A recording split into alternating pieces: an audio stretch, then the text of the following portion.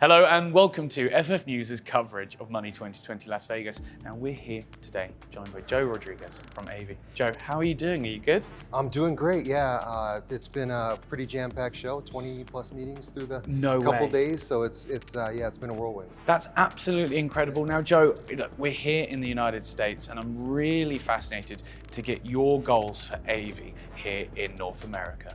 Yeah, so Aevi's done a pretty good job of distribution and growing in Europe. We were born out of Europe, and so the growth in US, I think it's a ripe time for what we're trying to do. And yeah, we're working with a lot of solution providers, folks that could be vendors of large ISVs or large merchants.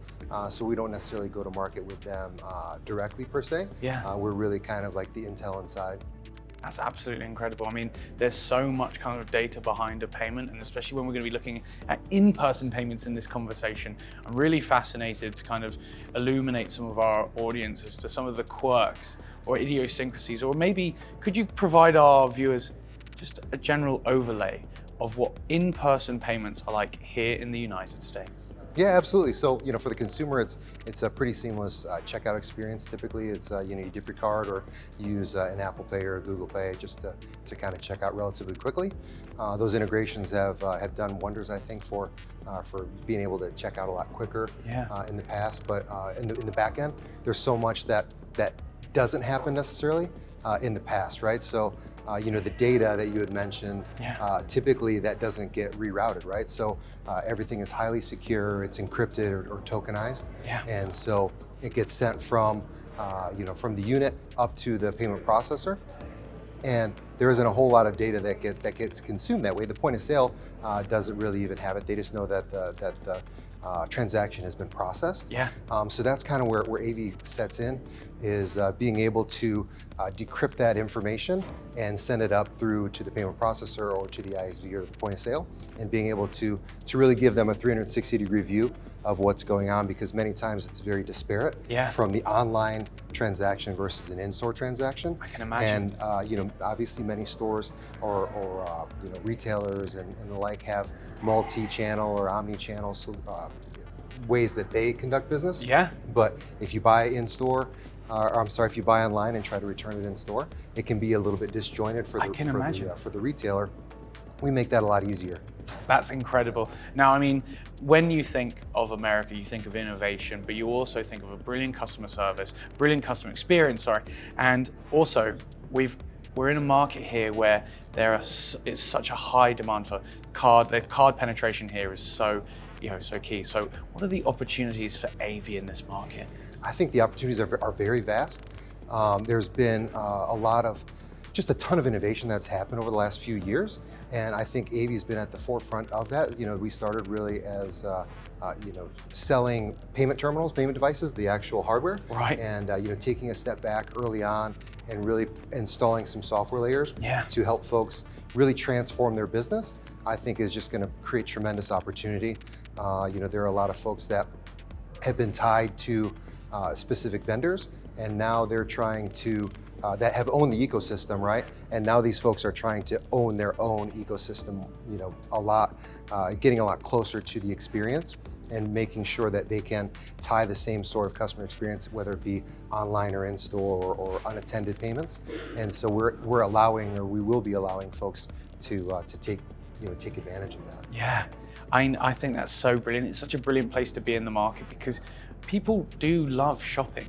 In person. People love shopping online, and when we can get to this point where we can combine them through the invisible nature of payments, it's going to make the customer's life so much easier. But I kind of want to follow that train of thought. How's Aevi Solutions going to make the merchant's end user, the payments end users' lives better? What's the customer at the end journey going to look like in America with Aevi? Hopefully it'll be as seamless as possible to the end user, right? So my wife has shopped at a craft store online, and if she doesn't like it, she goes to try to return it to an in-store, and it just doesn't work, right? So they have to go through a different sort of channel, and in her mind, they're operated as two separate merchants, whereas we want to bring that together and make it so it's much easier on her, right? Just to go up to the store and return it and be done with the journey. But it's fascinating to think how e-commerce just went so fast that it almost dislocated it as itself. Like you said, two different brands. People think of the online storefront as a different company to the in-store one. And I think Aevi is going to be so pivotal at changing that.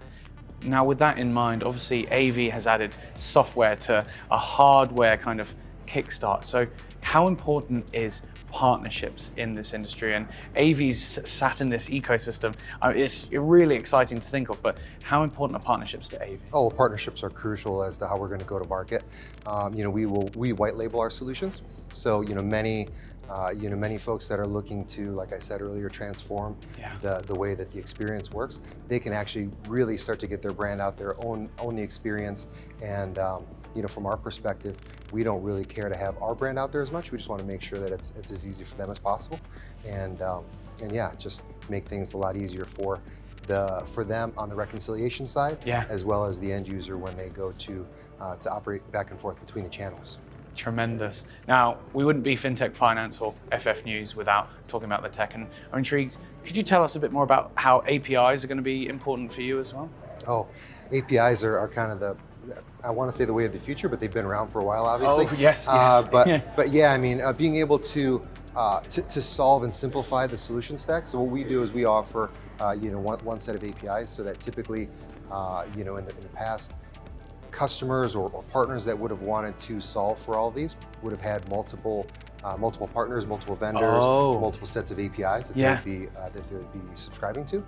So from our perspective, we're just trying to solve for that solution stack with one integration. That's absolutely incredible. I think that's going to be the most pivotal point of it all. We hope so. And now, lastly, we're here at Money 2020. What's been so exciting for you?